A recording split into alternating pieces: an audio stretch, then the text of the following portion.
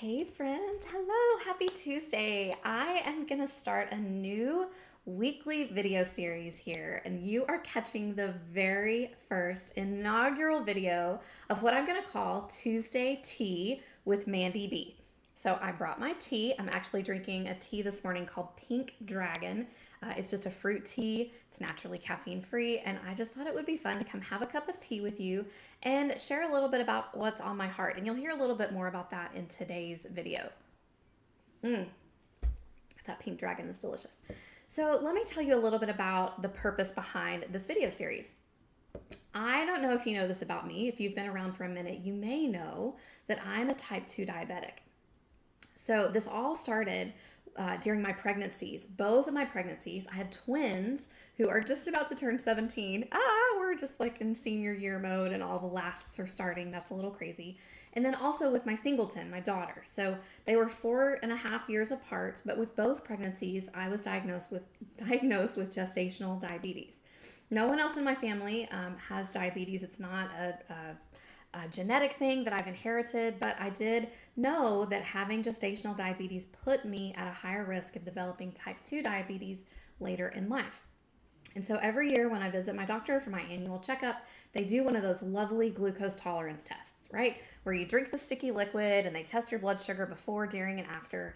And they're looking to see how your body processes the glucose. You know, what is your liver doing? Where's the insulin? And everything was coming back fine, but I will never forget the day that after that glucose tolerance test, my doctor walked in with a glucose monitor box in her hand. And I knew exactly what that meant. I knew that it meant that my glucose numbers were not good and that eventually that diagnosis of diabetes was there. So I went through a stage of pre-diabetes and then officially got the type 2 diagnosis. So it all has to do, that diagnosis is actually just about your A1C number, which is kind of the long term. So when you test your blood glucose, that's like a snapshot in time, but your A1C is more over a longer period of time. And so I knew when she walked in with that glucose test, and this was several years ago, that things were not looking good. And so I remembered back to when I was pregnant with my daughter. My diabetes actually was worse with her than it was with the twins.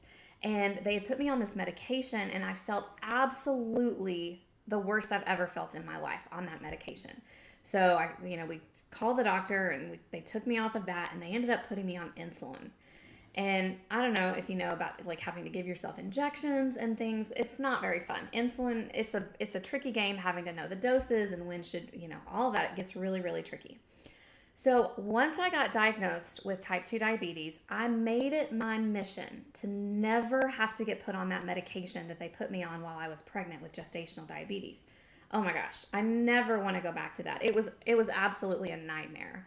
So I've made it my mission to not go back down that road. I have been able so far to control my A1C number, my blood glucose, with diet and exercise and just really kind of paying attention to what I'm eating. I have to admit that I have never been a very healthy eater. I hate to cook. That's one of my problems. I'm very much a convenience eater.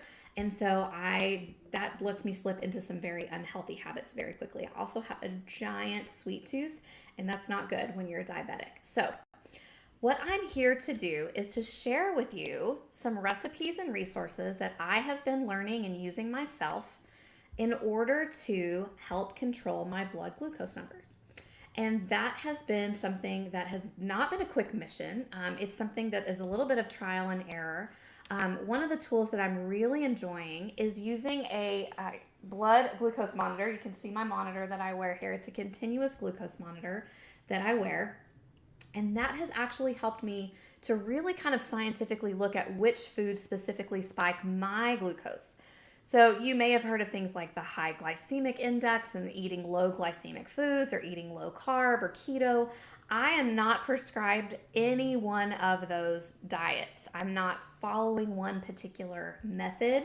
I mix a little bit of it up. I do a little bit of intermittent fasting. I try to watch my carb intake, but I'm not on a no carb or a keto diet.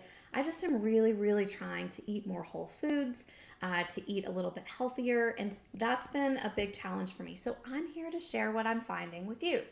So on these Tuesday teas with Mandy B, as I'm drinking my tea with you, I'm going to be sharing some of the things that I'm learning and finding out.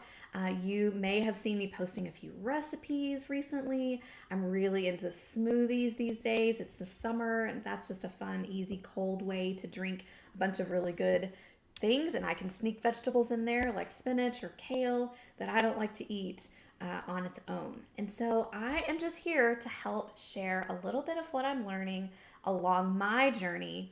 I'm calling myself the world's okayest diabetic because I'm not perfect. I'm not a nutritionist. My PhD is in science education. And so I just am sharing my diabetic journey with you. And so every Tuesday here at the same time, you can catch a new episode of Tuesday Tea with Mandy B. Now, if you're not a diabetic, it doesn't mean that you're not going to be interested. I hope that you'll stick around for the recipes and for the lessons.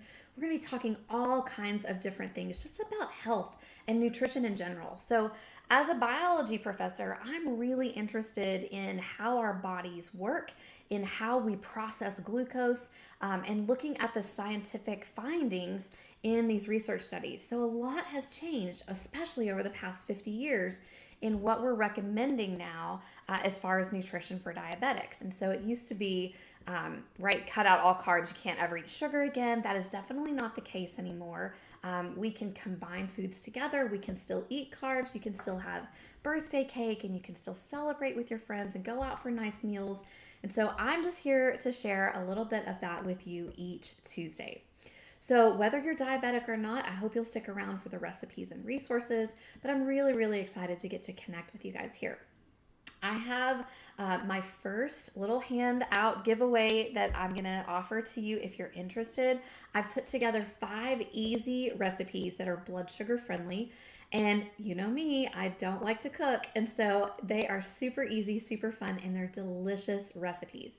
So if you would like those, just drop me a comment and I'll shoot it over to you. I'd like to eventually get it up on a website. I'm working on that. But I just wanted to hop on and share that with you today. So if you would like those 5 blood sugar friendly recipes, maybe you just want to take a peek at what I've been putting together and you want to see what it looks like. If you'd like easy, fun recipes, whether or not you track your blood sugar, it's there for you too, friend. So just drop me a comment that you'd like the recipes and I will get them to you. All right. So we're just getting started. This is the very first episode of Tuesday Tea with Mandy B. So I hope next Tuesday you'll bring your tea or whatever your morning beverage happens to be, and you'll join me back here for the second episode next Tuesday.